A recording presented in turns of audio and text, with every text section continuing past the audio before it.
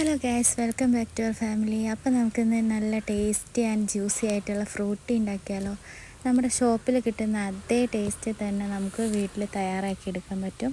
ചെറിയ കുട്ടികൾക്കൊക്കെ നമുക്ക് വിശ്വസിച്ച് കൊടുക്കാൻ പറ്റുന്ന ഒരു സംഭവമാണ്. അപ്പോൾ എല്ലാവരും ഒന്ന് ഉറപ്പായിട്ടും ട്രൈ ചെയ്ത് നോക്കുക. നമുക്കിതെങ്ങനെയാണ് റെഡിയാക്കുന്നതെന്ന് നോക്കിയാലോ.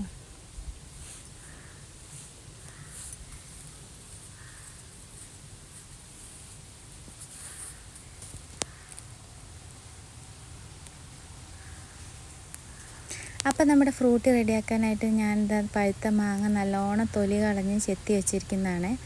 അത് നമ്മളൊരു കുക്കറിലേക്ക് ഇട്ട് കൊടുക്കുകയാണ്.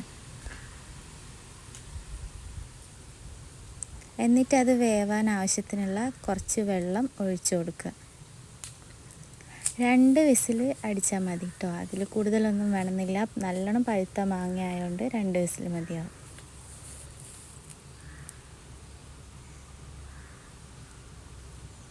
അപ്പോൾ നമ്മുടെ മാങ്ങ 2 വിസിലിന് ശേഷം ഞാൻ തുറന്നതാണിത്.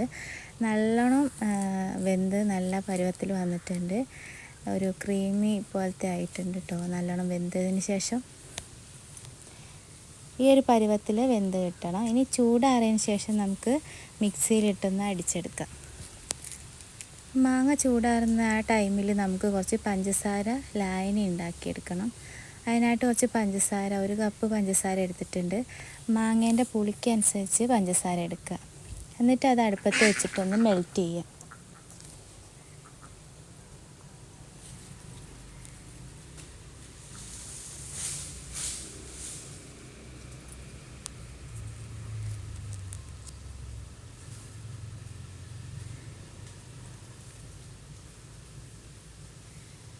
അപ്പോൾ നമ്മുടെ പഞ്ചസാര ഒന്ന് പകുതി മെൽറ്റായി വന്നിട്ടുണ്ട്.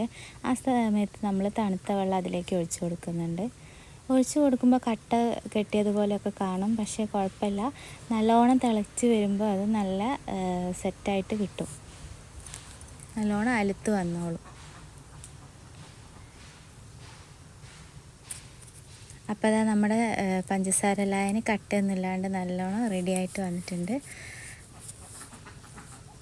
ഇനി ഇതാ നമ്മളെ മാങ്ങ നല്ലോണം തണുത്തിട്ടുണ്ട്. ഇനി നമുക്ക് മിക്സീൻ്റെ ജാറിലേക്ക് ഇട്ടിട്ട് നല്ലോണം ഒന്ന് അടിച്ചെടുക്കുക. കഷ്ണമൊന്നും കൂടാണ്ട് അടിച്ചെടുക്കുക.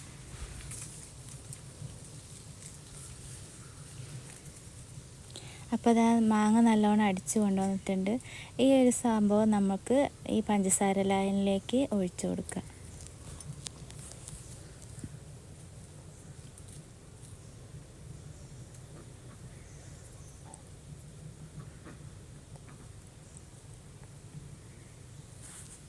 എന്നിട്ട് ഇത് രണ്ടും കൂടി നല്ലോണം ഒന്ന് മിക്സ് ചെയ്യുക.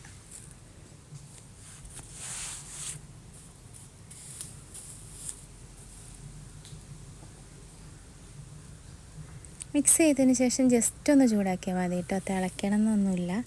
ജസ്റ്റ് ഒന്ന് അടുപ്പത്ത് വെച്ചൊന്ന് ചൂടായാൽ മതി.